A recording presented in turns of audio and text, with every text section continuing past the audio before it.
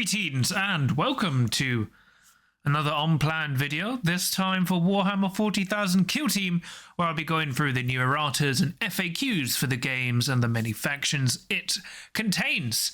But before we get into things, please remember to like and subscribe as well as comment as what you thought of this video and all the balance changes as a whole. Do you like them? Do you hate them? What do you think? Well, they're more rules changes, but you get the gist. And if you're interested, I have a Discord, which you can check out in the episode description, as well as a Patreon if you'd like to give me some more support. But with that all out of the way, let's get on with the video. So yes, once again, Games Workshop has suddenly dropped a bunch of FAQs for Kill Team while I'm at work, so I'm now recording this after work, and it's probably going to go up in the morning.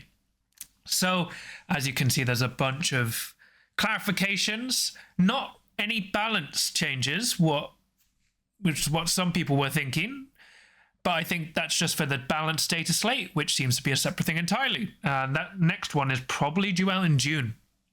But still, we've got a lot of things to ask. So I'll go through, well, get answers from, I guess. But I'll go through the core rules first. So I've already read it all and have time to digest, but we'll start off with the core rules. So the cool thing is they have their own format, but you look for the latest thing will have an asterisk to see that's the latest change. So Blast. So the only change to Blast is that when using an attack with this weapon, using the same profile against each other operative visible to and within X of the original target. So effectively, you can no longer get blasts against operatives who are not in line of sight, like if they're separated by a huge wall, which kind of makes sense, and they don't count as being in cover.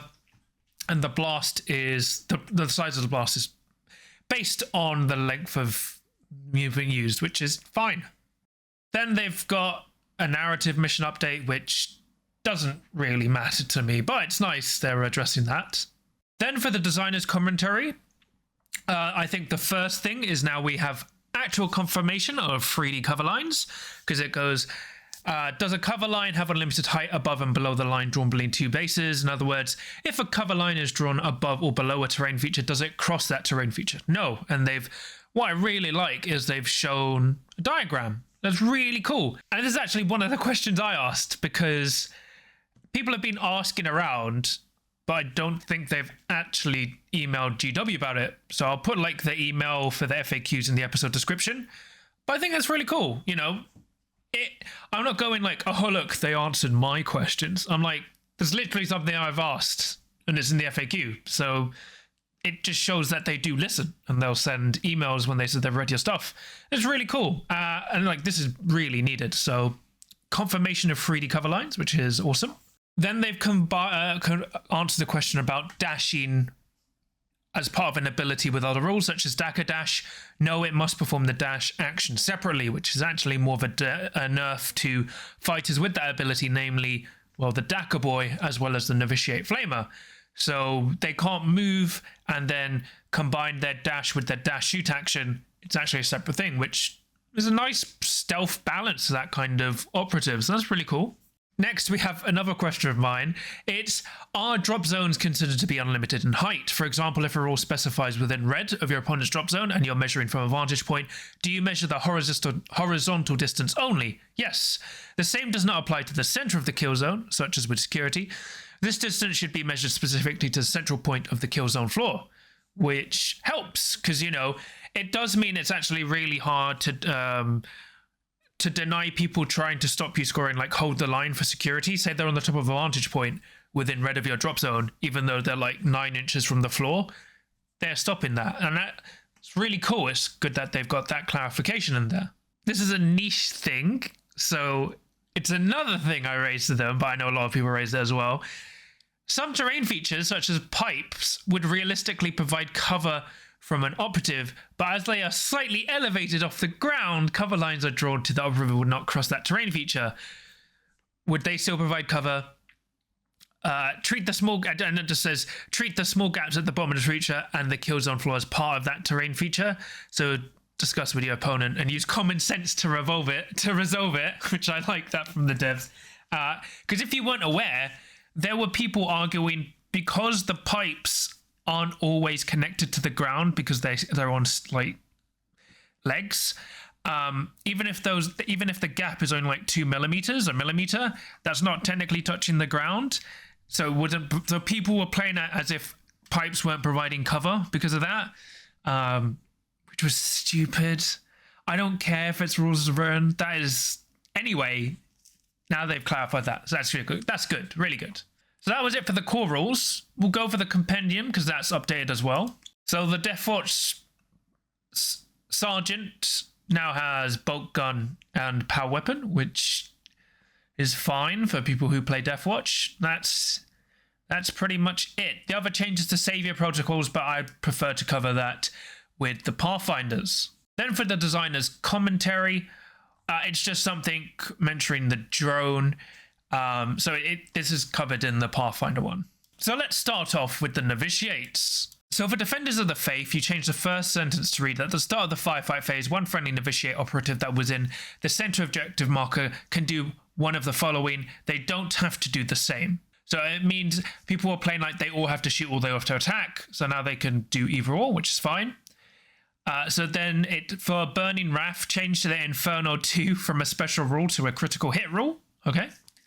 And then for Absolution through Destruction for the Penitent, just means that clarifies more what it can do with its free action.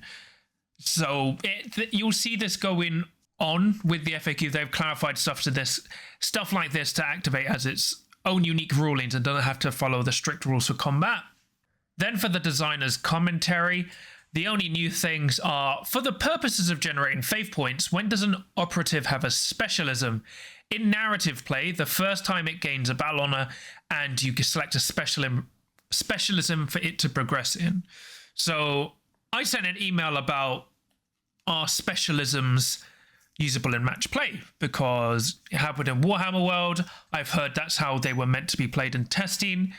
But because of this, we can clearly say, nope, specialisms are narrative play. So if they were legal match play, it means Novitiates would have even more ways to generate acts of faith. So in my eyes, this is a concrete, only applies to narrative play, which is good. And then the next one, if an enemy operative makes a shooting attack with an indirect weapon, I use the blinding aura act of faith, which has precedence indirect, which makes sense because indirect effectively trumps everything. That's always concealed.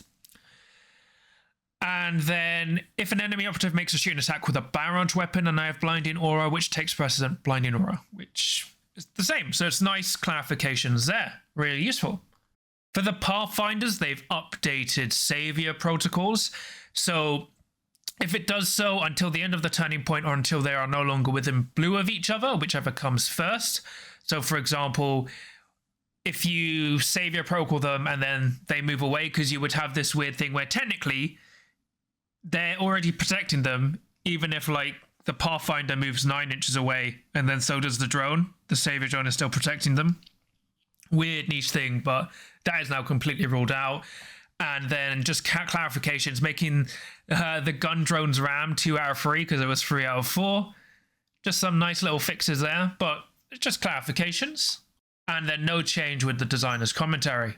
So for the Warpcoven, they've had no new erratas. The only thing that's changed is their designer's commentary. So when using the schemes of change set to deploy, what happens if the required reveal time of the new tac op has passed and it's no longer possible to reveal it? Discard it and randomly determine a different one, which is fine, makes it more usable. Then for Warp Portal Psychic Power, can I select the operative performing the action to perform Warp Portal on itself? Yes. You just have to mark its position before you can do it. So everyone else was playing it as you can't, which was what we got from the rules, but this is actually a nice buff to the Warpcoven. So you can actually slingshot your Psycho more because you can move, dash, and then teleport red. So you could actually move 15 inches, which is huge, especially if you can do mission actions for 1 less/3 with a mutation. So now, like, Psychos can teleport to the other side and set up for like turning point 2 charges or whatever. Really, really good buff. And then the last one, if a sorcerer operative has already performed a dash action during its activation, can I still use the Capricious Plan just to change its order? Yes, which is a valid question. I know some people were playing it other ways, like I was laxed about it, but it's nice to be clarified. Once again, really good clarifications. So for the Veteran Guardsmen, so the Confidant Directive ability has changed. Each time this operative is activated, if it has not been nominated for a command, you can select one other ready friendly veteran operative within red and visible to it. So this basically stops people trying to chain into the artillery airstrikes, because some people would go, you know, chain activate into an artillery barrage, so you can't do that. It's fine. Then they've changed the demolition mine. So when making these shooting attacks, each operative, friendly and enemy within blue, is a valid target, etc., etc. So the reason they've changed it to this is so it now targets people in combat. So, because previously with that wording, technically the mine was a very honorable opponent and would refuse to blow up if people were locked into melee. So this is a good change. So for the Corsair Voidscarred, they've just had some designer's commentary. Well, it's Erratas. Really should be a design. It should be a designer's commentary. Whatever. Can the Voidscarred Shade Runner slicing attack do it on enemy operatives even though it has fly? Yes. Move it to a location it can be placed, and within engagement range, ignore fly to resolve the slicing attack, then continue the move with fly. So it was kind of hinted in the Void Dancer, Void Dancer White Dwarf stuff, but fly does not ignore engagement range. It's only like for flying over someone.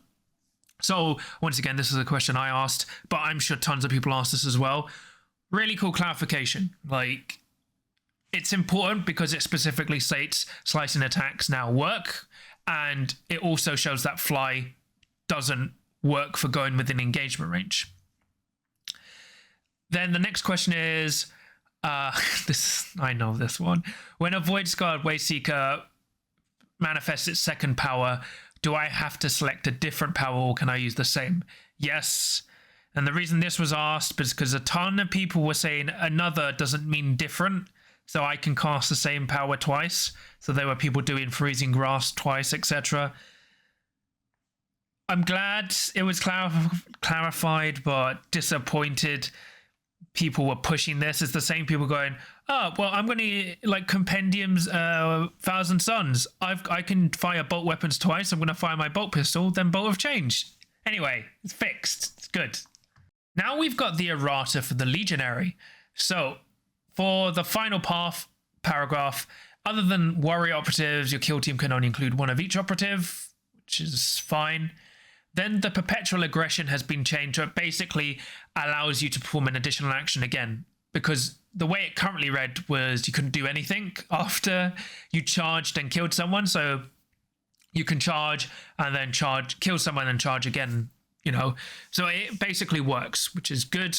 They fixed the Zinch ploy, so now it works when it is activated. So you now get +1 APL, so you get 4 APL instead of just being counting as 4 APL for contesting objectives.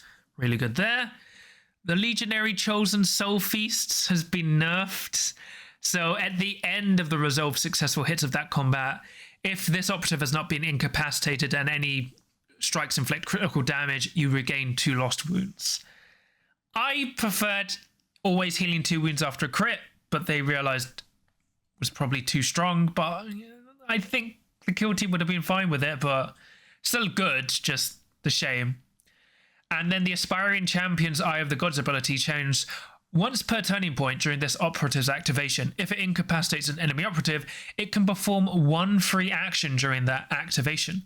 Now this is really, really good, because you now may just take the Aspiring Champion instead of the Legionary, because it's a chosen, because you are likely to charge someone and kill them, like especially with a power weapon.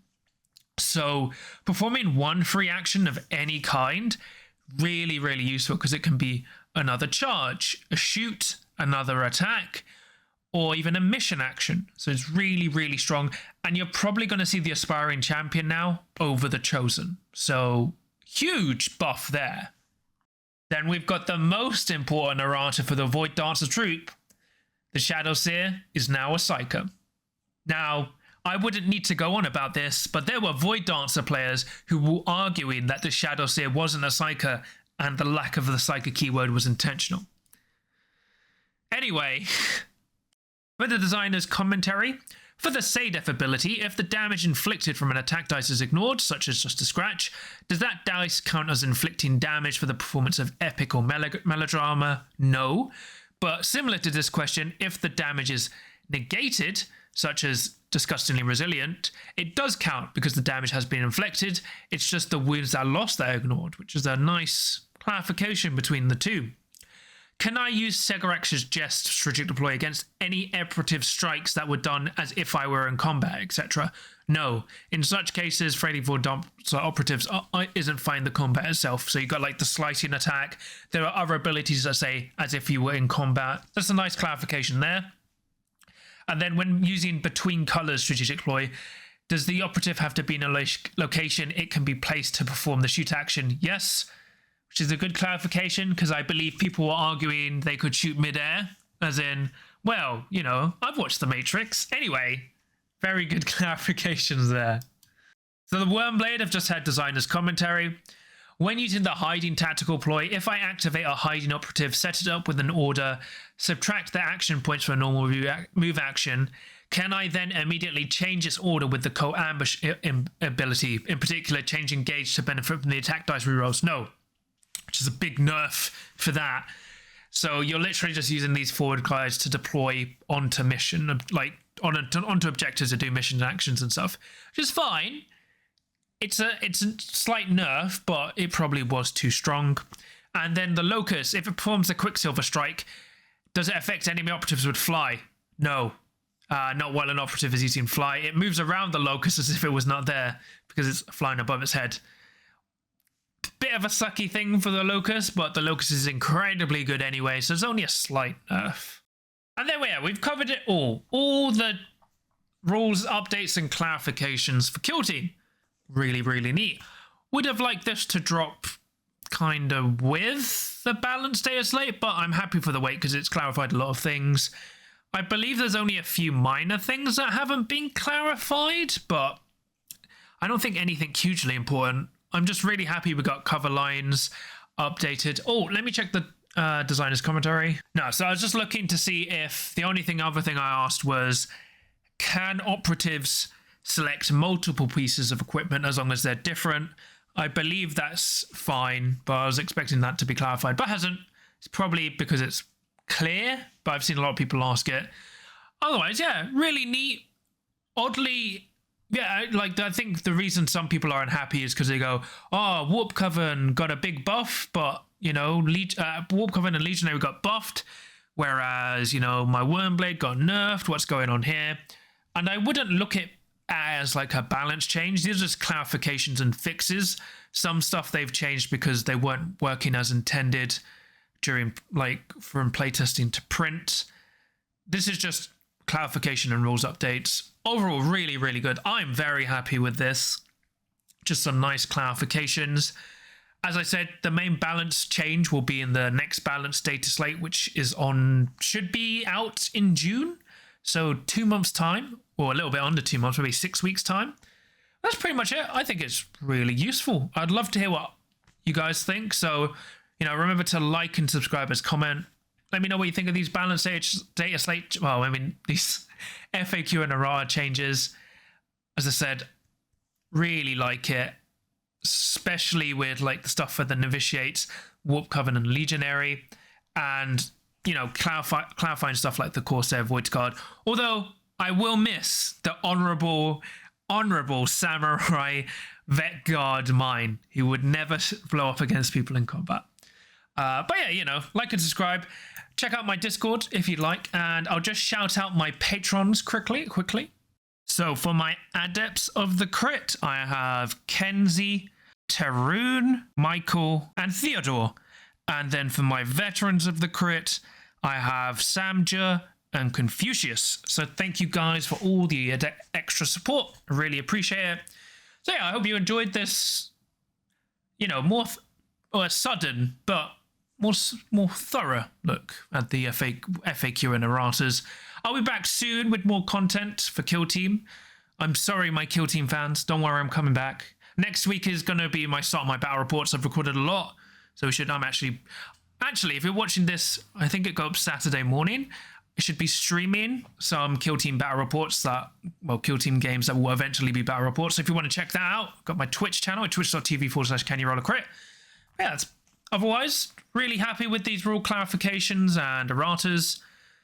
Very, like, I can't undersell how much I love that they're using diagrams. So good. I wish other GW devs copied what the Kill Team devs did. Anyway, that's enough about me gushing. No matter what your intention, whether it be rules as written or rules as intended, no one is safe from you, and you could always win, as long as you always have the ability to roll a crit, especially according to the fine print.